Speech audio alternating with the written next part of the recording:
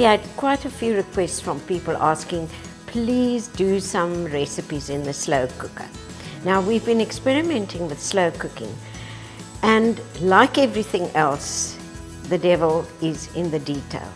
You can't just throw a whole lot of stuff in the slow cooker and think it's going to come out wonderful.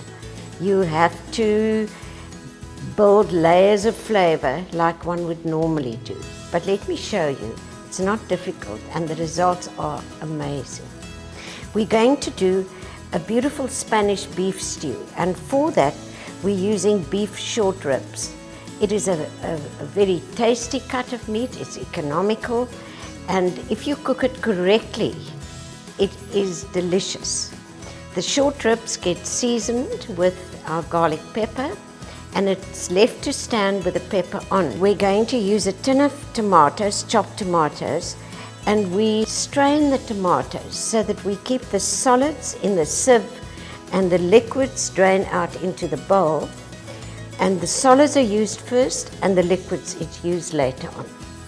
The thing that makes the stew exceptional is the anchovies. Now, anchovies has the incredible ability to bring out the flavor of beef. And then with the addition of green olives, we get that lovely Spanish robust feeling. Now we're going to start building those layers of flavor that we spoke about. Now, when you do the onions, it is always an excellent idea to season the onions before you cook them. The onions go in the pan. When the onions are nice and soft, then we'll add the garlic, and then you add the tomato solids. And while you're doing the tomato, it's a good idea to add the bay leaf so that you crush the bay leaf a little bit while you're stirring the tomato. And you can also add the thyme. Then we add the wine. Now, I know you'll say, why is she adding white wine? The Spanish believe you get far better flavor development if you use white wine in a beef stew, because they feel the red wine overpowers. Now, after doing this recipe, I tend to agree.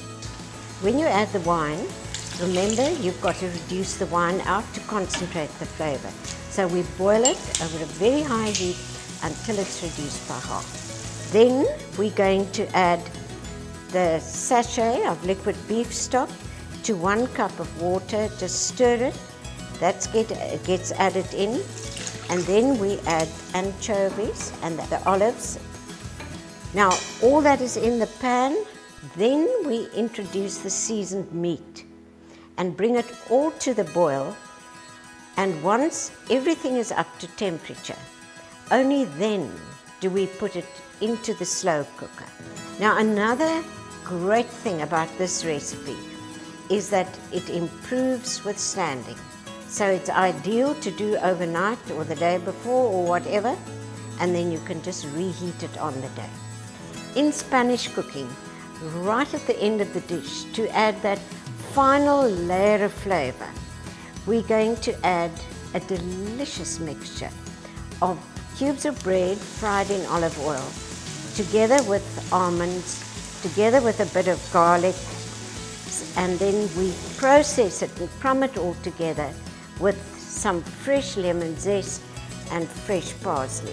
This gets stirred into the stew just before serving because it thickens the juices, it adds the final freshness and flavor, and your guests will just collapse with admiration.